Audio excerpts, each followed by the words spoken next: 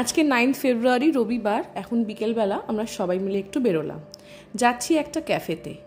এই ক্যাফেতে যাওয়ার ইচ্ছা আমার শাশুড়ি মায়ের বহুদিন ধরে, তাই আজকে মায়ের ইচ্ছাটা পূরণ করব। ক্যাফেটা হচ্ছে আলিপুরে, আর ক্যাফেটার নাম হলো সম্পন্ন ক্যাফে।